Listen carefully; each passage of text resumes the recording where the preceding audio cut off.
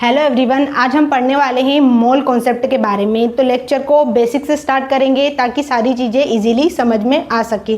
तो सबसे पहले हम देखेंगे कि जो एलिमेंट हैं उनका मास देखेंगे, फिर उसके बाद में हम देखेंगे कि जो परसेंट कंपोजिशन है वो कैसे निकालते हैं वो देखेंगे, फिर उसके बाद में हम देखेंगे इक्विवेलेंट मास या फिर मोल कैसे निकालते हैं, वो दोनों ही देख लेंगे। पर लेकिन हम लास्ट में देखेंगे इक्विवेलेंट मास को, पहले मोल को देख लेंगे। तो आइए देखते हैं।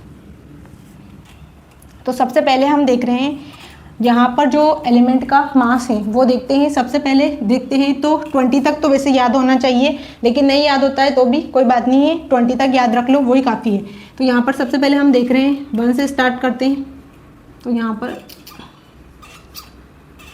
Hydrogen, helium, lithium, beryllium, boron, carbon, nitrogen, oxygen, fluorine, neon, sodium, magnesium, aluminium, silicon, phosphorus और सल्फर।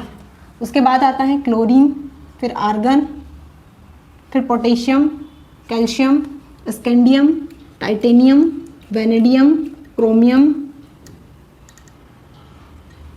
उसके बाद में आता है manganese, iron, cobalt, nickel, copper और जिंक। तो यहाँ तक देखेंगे, इसमें से जो मेन है उनको ही देख लेंगे।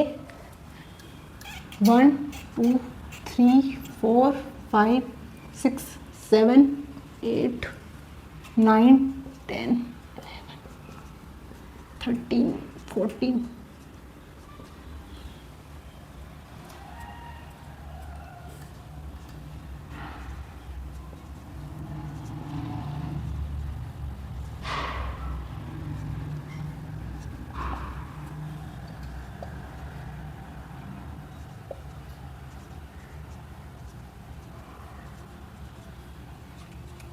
तो यहाँ तक देखेंगे अपन। सबसे पहले जो है इनका मास पता होना चाहिए, फिर ही हम कोई भी चीज़ के लिए आगे बढ़ पाएंगे, क्योंकि ये बेसिक है, इनको जानना ज़रूरी है।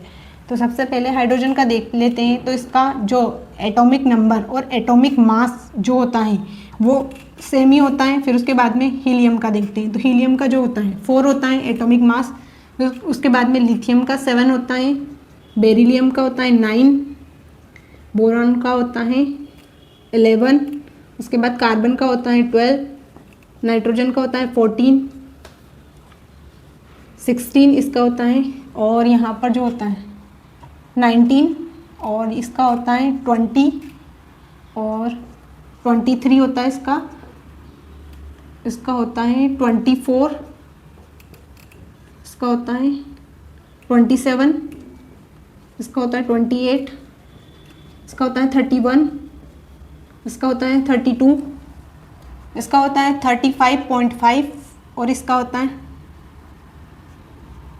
40, इसका होता है 39,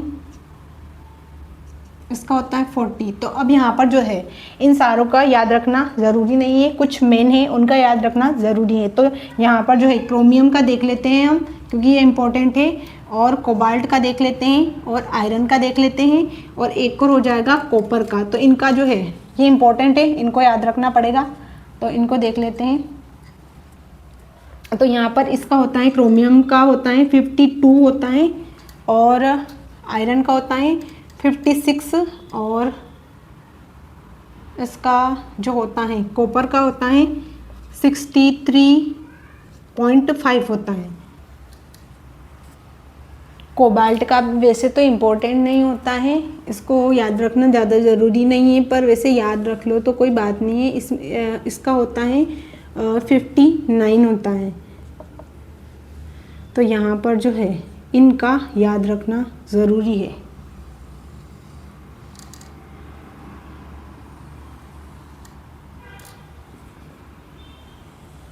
तो यहाँ पर जो है इनको याद रखना पड़ेगा, तभी हम जैसे परसेंट कंपोजिशन निकालना है, या फिर हमको मोल निकालने हैं, या कुछ भी निकालना है, जैसे कि इक्विवेलेंट मास भी निकालना है, तो सब जगह हमको जो है एटॉमिक मास की ज़रूरत पड़ेगी। तो इनको याद रखना है, और वैसे 20 तक याद रख लेना है।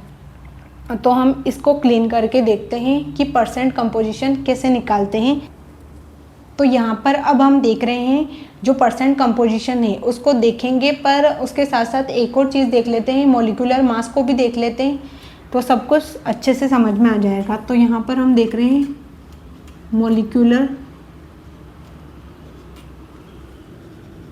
मास और परसेंट कंपोजिशन।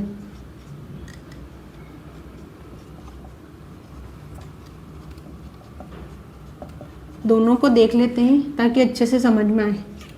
अणुभार, इसको बोलते हैं प्रतिशत संगठन, प्रतिशत संगठन। तो देखते हैं, तो यहाँ पर जो है मॉलिक्यूलर मास कैसे निकालते हैं वो देखते हैं। जैसे कि कोई भी मॉलिक्यूल है, मॉलिक्यूल किसको बोलते हैं, जिसमें जैसे कि सेम एटम मिलते हैं, जैसे क्लोरीन है Cl2 या N2 है या O2 है, तो इसको हम बोलते हैं मॉलिक्यूल। और अगर अपन बात करते हैं कंपाउंड की, कंपाउंड किसको बोलते हैं, जिसमें जो अलग अलग जैसे कि कार्बन और ऑक्सीजन मिलकर बन रहे हैं, तो ये एक कंपाउंड बना रहे हैं। इसमें दोनों अलग अलग जो एटम हैं दोनों अलग अलग हैं, कार्बन और ऑक्सीजन है, तो इसको हम बोलते हैं कंपाउंड। और अगर बात करते हैं N2 Cl2 या फिर O2, तो इनको बोलते हैं मॉलिक्यूल। जो कि सेम एटम से मिलकर बने होते हैं उनको हम बोलते हैं मॉलिक्यूल। जो अलग अलग एटम से मिलकर बने होते हैं उनको बोलते हैं कंपाउंड। ये आपस में मिलकर कंपाउंड बना रहे हैं, ये आपस में मिलकर मॉलिक्यूल बना रहे हैं। तो यहाँ पर हम देख रहे हैं कि जैसे मॉलिक्यूलर मास कैसे निकालते हैं। तो मॉलिक्यूलर मास निकालने के लिए सबसे पहले जो एटम है उसका एटॉमिक मास हमको याद होना चाहिए, नहीं तो नहीं निकाल सकते। तो यहाँ पर जो है ऑक्सीजन की बात करते हैं तो इसका एटॉमिक नंबर होता है 8 और एटॉमिक मास होता है 16। तो यहाँ पर जो है 16 है। तो यहाँ पर कितने एटम है, तो यहाँ पर 2 हैं, तो इसका हो जाएगा 16 × 2, तो ये हो जाएगा 32। तो यहाँ पर है इसकी यूनिट लिखना पड़ेगा। तो मास की यूनिट होगी AMU, एटॉमिक मास यूनिट। या फिर अगर हम बात कर रहे हैं 1 मोल की, तो 1 मोल के लिए हम ग्राम लिख सकते हैं। जैसे कि क्लोरीन का है तो क्लोरीन का होता है जैसे कि 35.5 होता है ना। तो यहाँ पर जो है कितने हैं, कितने एटम है, तो 2 है, तो इसके लिए कर देंगे 2, तो ये हो जाएगा 71। तो यहाँ पर 71, अगर 1 मोल ले रहे हैं तो ग्राम लिख सकते हैं। 1 मोल की बात कर रहे हैं तो वैसे तो इसकी मास की यूनिट AMU ही होती है, हमको यही लिखना चाहिए। पर अगर 1 मोल ले रहे हैं तो उसके लिए हम 71 ग्राम लिख सकते हैं। तो बात करते हैं नाइट्रोजन की, तो इसमें है 2 और कितने हैं, एक का होता है इसका एटॉमिक जो नंबर होता है वो होता है 7 और एटॉमिक मास होता है 14। तो इसको करेंगे 14 × 2, तो ये हो जाएगा 28 ग्राम 1 मोल के लिए, है ना। और अब बात करते हैं, यहाँ पर हमने बात की है मॉलिक्यूल की, अब बात कर रहे हैं हम कंपाउंड की। तो कंपाउंड का कैसे निकालते हैं वो देखते हैं। तो कंपाउंड का मॉलिक्यूलर मास अणुभार कैसे निकालते हैं, तो जैसे लिया है कार्बन डाइऑक्साइड, तो इसमें देखते हैं तो कार्बन कितने हैं, तो यहाँ पर 1 है। कार्बन का एटॉमिक मास कितना होता है 12, तो ये है यहाँ पर लिखा। फिर उसके बाद में देखते हैं तो ऑक्सीजन, ऑक्सीजन का कितना होता है, एटॉमिक नंबर होता है 8 और एटॉमिक मास होता है 16। तो ये करेंगे 8 अपन × 2 कर देंगे, तो ये हो जाएगा 32 प्लस ये हो जाएगा 12, तो ये हो जाएगा 44 ग्राम। अब देखते हैं नेक्स्ट, तो यहाँ पर लेते हैं हम कार्बन मोनोऑक्साइड। तो इसमें देखते हैं कार्बन, कार्बन कितने हैं 1 और ये होगा 12 प्लस इसका कितना होता है 16, तो ये हो जाएगा 28 ग्राम। नेक्स्ट देखते हैं, तो यहाँ पर लेते हैं हम कैल्शियम कार्बोनेट को लेते हैं। तो यहाँ पर देखते हैं कैल्शियम का होता है 40 और कार्बन का होता है 12। फिर उसके बाद में ऑक्सीजन का देखते हैं 16 × 3 कर देंगे, क्योंकि यहाँ पर 3 है इसलिए तो यहाँ पर जो है इनको ऐड करेंगे तो ये हो जाएगा 100 ग्राम। सॉल्व करके देख लेना।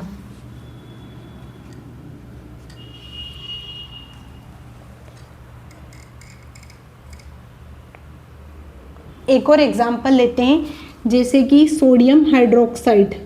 तो इसका निकालते हैं। सोडियम का होता है 23, फिर उसके बाद में ऑक्सीजन का होता है 16 प्लस हाइड्रोजन का होता है 1, तो ये हो जाएगा 40 ग्राम। नेक्स्ट लेते हैं हम, इसको क्लीन करते हैं। अब देखते हैं हम यहाँ पर परसेंट कंपोजिशन कैसे निकालते हैं। जैसे कि कोई भी कंपाउंड है तो कंपाउंड दे दिया हमको, जैसे कि कार्बन डाइऑक्साइड दे दिया या वाटर दे दिया या फिर कैल्शियम कार्बोनेट दे दिया या फिर अमोनिया दे दिया। एक और एग्जांपल ले लेते हैं, यहाँ पर देखते हैं। जैसे कि हम ले रहे हैं मेथेन को, तो यहाँ पर देखते हैं, तो यहाँ पर कार्बन है, तो कार्बन का 6 होता है और ये होता है 12 प्लस करेंगे 4, तो ये हो जाएगा 16 ग्राम। अब देखते हैं एक और NH3 ले लेते हैं। तो यहाँ पर जो है नाइट्रोजन का होता है 14 प्लस 3 हो जाएगा, फिर हो जाएगा ये हो जाएगा 17 ग्राम। उसके बाद एक और लेते हैं, जैसे NH4 ले लिया, तो यहाँ पर जो है इसका होता है 14 प्लस करेंगे 4, ये हो जाएगा 18 ग्राम। तो यहाँ पर हमने देखा कि कैसे मॉलिक्यूलर मास निकालते हैं। तो यहाँ पर जो है इनका एटॉमिक मास अगर याद रहता है हमको, तो हम इसका मॉलिक्यूलर मास निकाल सकते हैं। तो इसको क्लीन कर देखते हैं परसेंट कंपोजिशन।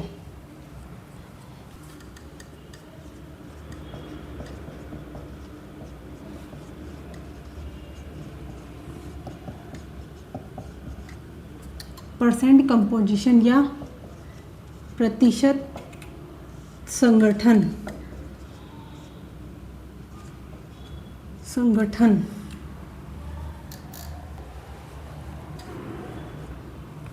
तो देखते हैं यहाँ पर कैसे निकालते हैं। तो जैसा फॉर्मूला क्या होता है, इसमें देखते हैं तत्व का अणुभार मास ऑफ एलिमेंट कंपाउंड में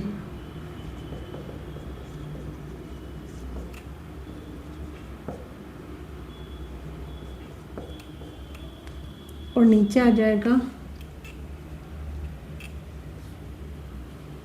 यौगिक का अणुभार मोलिकुलर मास ऑफ कंपाउंड या फिर molar mass of compound into कर देंगे 100% निकालने के लिए। तो यहाँ पर जो है हम देखेंगे कि कैसे परसेंट कंपोजिशन निकालते हैं। तो देखते हैं कैल्शियम कार्बोनेट को CaCO3, तो इसमें देख रहे हैं हम।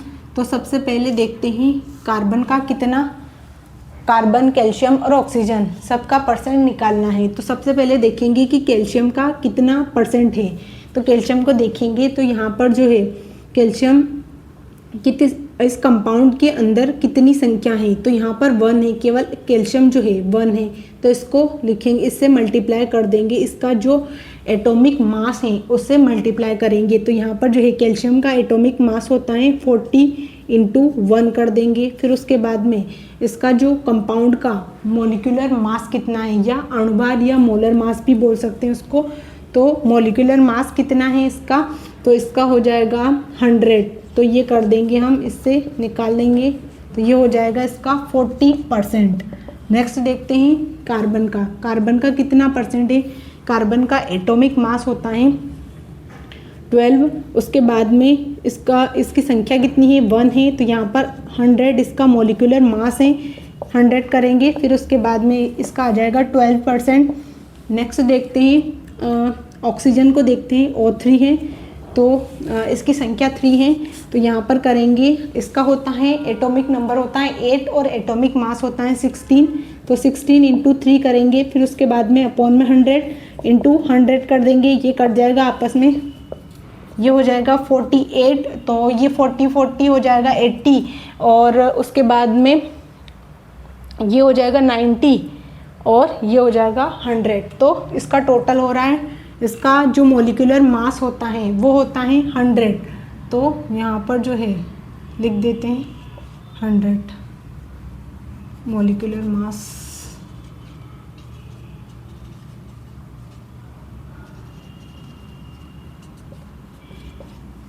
तो हमने देखा कि कैसे हम परसेंट निकाल सकते हैं इनका, कि और एग्जांपल लेते हैं और अच्छे से समझते हैं। तो एक और एग्जांपल जो है, नेक्स्ट एग्जांपल ले रहे हैं मेथेन का। तो यहाँ पर देखते हैं कार्बन का कितना परसेंट है और इसमें हाइड्रोजन का कितना है। तो इसका जो है मॉलिक्यूलर मास देखते हैं कि मेथेन का मॉलिक्यूलर मास कितना होता है।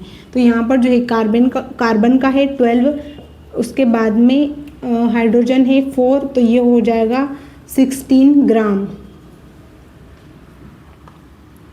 अब देखते हैं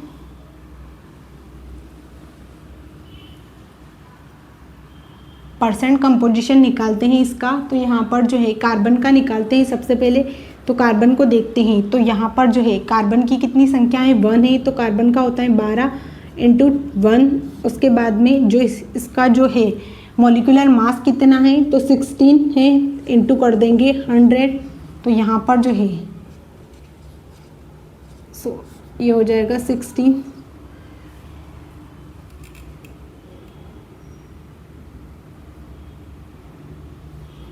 सात आ जाएगा, उसके बाद में 5 हो जाएगा ये, तो ये हो जाएगा 75%। और नेक्स्ट देखते हैं अब इसका होगा मेथेन का। तो इसमें हाइड्रोजन को देखते हैं, तो यहाँ पर कितनी संख्या है 4 है, तो ये हो जाएगा कितना होता है 1 इंटू 4 कर देंगे अपॉन में, ये हो जाएगा 16 इंटू 100 कर देंगे, तो ये हो जाएगा 4 और ये हो जाएगा 25%। तो यहाँ पर जो है इसका टोटल हमने निकाल लिया, ये है 75%। तो वैसे 100% होगा तो 25% ही बच रहा है, तो ये 25 है और ये है 75, तो ये टोटल हो जाएगा 100%। तो यहाँ पर जो है कार्बन का परसेंट है 75 और हाइड्रोजन का है 25% मेथेन के अंदर। कैल्शियम कार्बोनेट में देख लिया। एक और एग्जांपल लेते हैं वाटर का, उसको भी देखते हैं। तो यहाँ पर जो है इधर देख लेते हैं, यहाँ पर है H2O, तो इसका निकालते हैं कितना होता है। यहाँ पर इसका होता है ऑक्सीजन का 8 और इसका एटॉमिक मास होता है 16 और ये हो जाएगा 18 प्लस 2 कर देंगे हाइड्रोजन का, ये हो जाएगा 18 ग्राम। उसके बाद में देखते हैं इसमें हाइड्रोजन का परसेंट कितना है। तो 2 है, तो इसमें करेंगे 1 इंटू 2 कर देंगे और अपॉन में कर देंगे 18 इंटू 100 करेंगे, तो ये हो जाएगा 2 अपॉन में ये हो जाएगा तो 1 हो जाएगा। फिर कितने बचेंगे 2 और फिर एक बार और हो जाएगा, फिर उसके बाद में फिर तो ये 11.11 आ जाएगा। फिर देखते हैं हम ऑक्सीजन का निकालते हैं, इधर एक ही है, तो यहाँ पर जो इसको थोड़ा सा इधर लिख देते हैं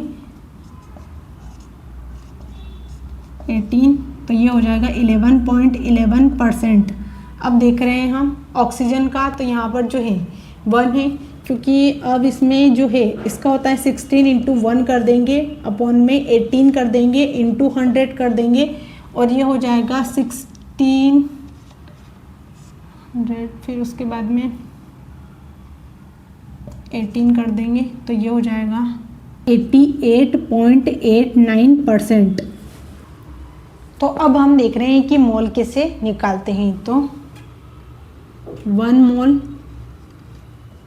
की वैल्यू क्या होती है वो देखते हैं। तो यहाँ पर बात करते हैं हम 1 मोल किसको बोलते हैं। तो सबसे पहले बात करते हैं मोल कैसे निकालेंगे। तो 1 मोल देखते हैं हम, अगर हमको देखना है इन टर्म्स ऑफ नंबर के टर्म में देखना है तो वो होता है इन टर्म्स ऑफ नंबर। अगर नंबर के टर्म्स में देखना है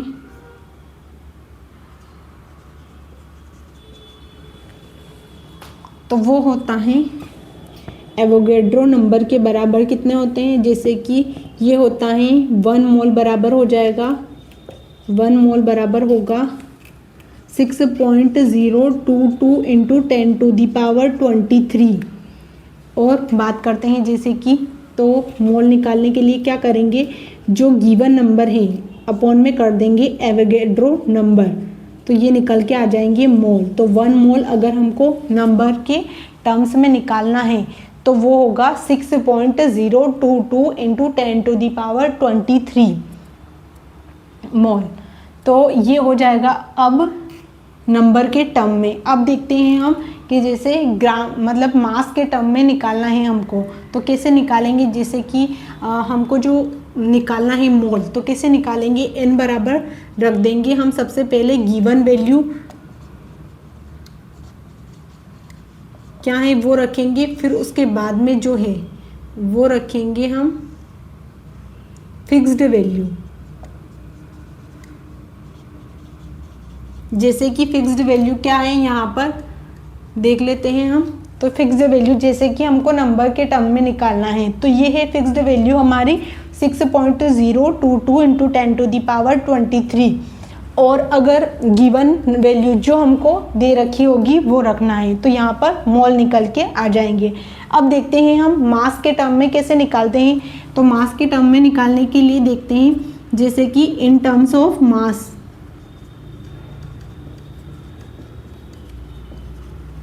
मास के टर्म में निकालना है, तो जैसे कि मेथेन देख लिया है ना, तो यहाँ पर जो है इसका जो मॉलिक्यूलर मास है वो होगा 12 प्लस हो जाएगा 4, ये हो जाएगा 16 ग्राम, है ना।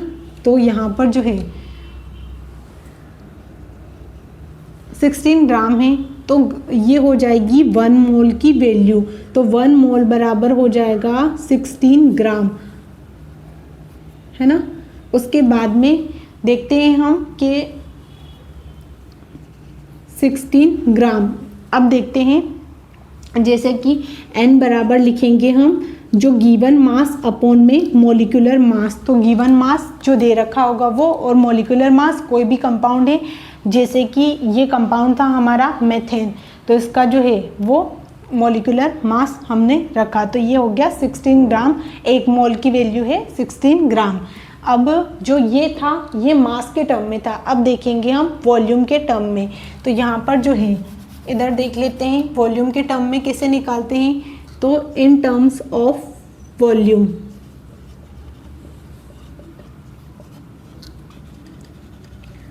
तो वॉल्यूम के टर्म्स में निकालेंगे, तो जैसे कि निकालना है मोल, तो n बराबर करेंगे हम जो गिवन वॉल्यूम है वो रखेंगे, फिर उसके बाद में जो 22.4 लीटर जो है हमारा वॉल्यूम की जो फिक्स्ड वैल्यू है वो होगी। तो 1 मोल बराबर होता है वॉल्यूम के टर्म में होता है 22.4 लीटर। तो ये वैल्यू रखनी है। तो अगर हमको पूछा जाए नंबर के टर्म में तो वो होगी 6.022 इंटू 10⁻23। और अगर पूछा जाए हमको मास के टर्म में पूछा जाता है तो ये होगा जो भी है, जैसे कि कंपाउंड का जो मॉलिक्यूलर मास है उसके पीछे हम ग्राम लगा देंगे, तो उसको बोलते हैं हम मतलब मास के टर्म में बोला जाएगा 1 मोल की वैल्यू कितनी है, जैसे कि 16 ग्राम। या फिर कार्बन डाइऑक्साइड है जैसे कि, तो उसका होता है 44 mu एटॉमिक मास यूनिट है, तो उसको हटाकर हम 1 मोल के लिए हम रखेंगे ग्राम, उसके पीछे लगाएंगे ग्राम, तो ये हो जाएगा जैसे 44 ग्राम है, तो वो 1 मोल की वैल्यू है। अब देखते हैं वॉल्यूम के टर्म में। तो वॉल्यूम के टर्म में तो फिक्स्ड वैल्यू हमारी है 22.4 लीटर, तो वो जो है हमारी फिक्स्ड वैल्यू है, तो उसको हम रख देंगे और गिवन वैल्यू जो हमको दे रखी होगी वो रखेंगे, और निकल जाएगी हमारी जो मोल के कितने मोल हैं, 1 मोल 2 मोल जितने भी हैं वो निकल के आ जाएंगे। तो अब कुछ एग्जाम्पल को लेते हैं और उनका निकालते हैं कि कैसे निकालते हैं। तो उनमें निकालते हैं कि वो मास के टर्म में, नंबर के टर्म में और जो है वॉल्यूम के टर्म में उन मोल निकालते हैं कोई भी एग्जाम्पल लेके। तो देखते हैं एग्जाम्पल लेके। जैसे हमको एग्जाम्पल दे दिया जाए 20 ग्राम NaOH में मोल्स निकालिए कि कितने मोल हैं। तो यहाँ पर जो वैल्यू दे रखी है वो ग्राम में दे रखी है, मतलब जो है वो मास के टर्म में है। तो मास है तो यहाँ पर 1 जो मोल दे रखे हैं, मोल निकालने हैं हमको, तो यहाँ पर 20 ग्राम दे रखा है हमको NaOH। तो जो हमको गिवन वैल्यू दे रखी है वो दे रखी है 20 ग्राम। तो हम सबसे पहले मोल निकालने के लिए जो है 20 ग्राम रखेंगे, गिवन वैल्यू दे रखी है वो रखी हमने। फिर उसके बाद में जो मॉलिक्यूलर मास कितना है सोडियम हाइड्रोक्साइड का, तो वो निकालते हैं। तो सोडियम हाइड्रोक्साइड का कितना होता है, सोडियम का होता है 23, प्लस करेंगे ऑक्सीजन का 16 प्लस 1 कर देंगे, तो ये हो जाएगा 40 ग्राम। 40 ग्राम हो गया। तो इसको मॉलिक्यूलर मास को रखेंगे नीचे 40 ग्राम, और जो वैल्यू है वो हो जाएगी 1 और ये हो जाएगा 2। तो n बराबर आ जाएगा 1/2 हाफ, तो ये हो जाएगा 0.5 मोल, ये वैल्यू आ जाएगी। अब देखते हैं हम एक और एग्जांपल लेकर, अब देखते हैं हम नंबर के टर्म्स में। तो इसको क्लीन करते हैं और देखते हैं जैसे हमको दे दी नंबर के टर्म्स में, जैसे 3.011 इंटू 10⁻20 दे दिया, या फिर 22 दे दिया, मान लिया जाए 22 दे दिया। तो इसमें निकालनी है हमको सोडियम हाइड्रोक्साइड दे दिया, तो उसमें हमको मोल्स निकालने हैं कि इसके कितने मोल, n की वैल्यू निकालनी है हमको। तो जो वैल्यू दे रखी है हमको ये दे रखी है। अब फिक्स्ड वैल्यू की क्या है हमारी 6.022 इंटू 10⁻23 ये रखेंगे हम, और मोल्स निकालेंगे कितने।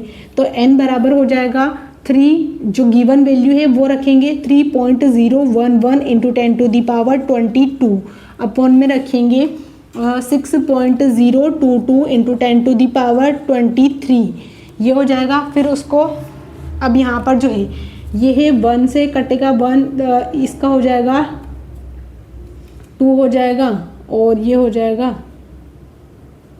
2 पूरा डबल हो जाएगा, मतलब ये डबल ही तो है इसका। तो ये हो जाएगा यहाँ पर जो है कितनी है, ये 22 है, और यहाँ पर एक और ज़्यादा है, तो ये हो जाएगा 1 अपॉन में हो जाएगा 20, तो मोल ये वैल्यू आएगी। तो हमको ऐसे निकालना है। अब एक और देखते हैं हम जो वॉल्यूम के टर्म में है वो कैसे निकालते हैं। तो देखते हैं, इसकी जगह कोई और भी एग्जांपल ले सकते हैं वैसे तो यहाँ पर ले लेते हैं जैसे कि 44%, 44,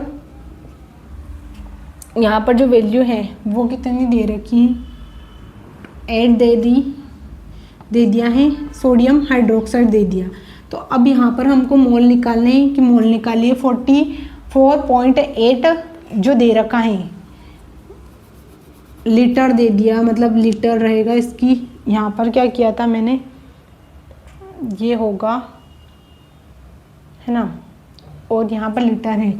तो जो गिवन वैल्यू है n बराबर करेंगे 44.8 अपॉन में हो जाएगा 22.4, तो ये हो जाएगा कितनी बार कटेगा, 2 बार, तो 2 मोल आ जाएंगे इसके। तो यहाँ पर हमको जो वॉल्यूम के टर्म में दे दे, चाहे नंबर के टर्म में दे दे, या मास के टर्म में दे दे, तो कैसे भी हमको मोल्स निकालना आना चाहिए। तो इसको क्लीन करके और एग्जांपल लेते हैं और देखते हैं। कहें 1 मोल की वैल्यू निकालिए, 1 मोल की वैल्यू निकालिए कैल्शियम कार्बोनेट में, और दे दिया हमको 1 मोल की वैल्यू निकालिए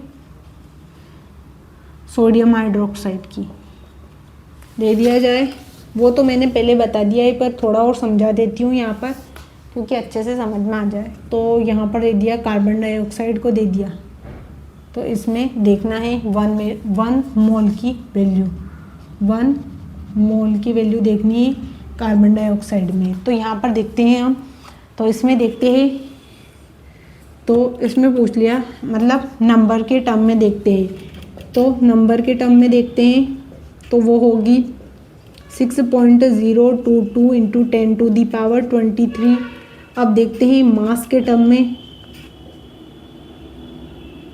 मास के टर्म में देखते हैं तो वो हो जाएगी 100 ग्राम। देखते हैं वॉल्यूम के टर्म में तो वो होगा 22.4 लीटर हो जाएगा। अब देखते हैं यहाँ पर, तो सोडियम हाइड्रोक्साइड में देखना है तो इसमें देखते हैं 1 मोल की वैल्यू मास के टर्म में। मास के टर्म में देखेंगे तो सोडियम का होता है 23 प्लस ऑक्सीजन का होता है 16 प्लस 1 कर देंगे, ये हो जाएगा 40 ग्राम। अब देखते हैं नंबर के टर्म में, नंबर के टर्म में देखेंगे तो कितना हो जाएगा 6.022 इंटू 10 टू द पावर 23। अब देखते हैं वॉल्यूम के टर्म में, वॉल्यूम के टर्म में होगा कितना होगा 22.4 लीटर। देखते हैं नेक्स्ट देखते हैं कार्बन डाइऑक्साइड में। तो यहाँ पर जो है इसकी मास के टर्म में वैल्यू देख रहे हैं हम, तो इसका हो जाएगा, ये कार्बन है, कार्बन का होता है 12 प्लस हो जाएगा ऑक्सीजन का होता है 16 इंटू 2, ये हो जाएगा 32 और इसको करेंगे हम तो यहाँ पर ये हो जाएगा 44 ग्राम, 44 ग्राम हो जाएगा। फिर उसके बाद में नंबर के टर्म में देखेंगे, नंबर के टर्म में क्या हो जाएगा, नंबर के टर्म में हो जाएगा 6.022 इंटू 10 टू द पावर 23। इसके बाद में वॉल्यूम के टर्म में देखेंगे, वॉल्यूम के टर्म में देखेंगे तो 22.4 लीटर हो गया। तो यहाँ पर जो है 1 मोल की वैल्यू लीटर में निकालना हो, नंबर के टर्म में निकालना हो या फिर मास के टर्म में निकालना हो तो हम निकाल सकते हैं।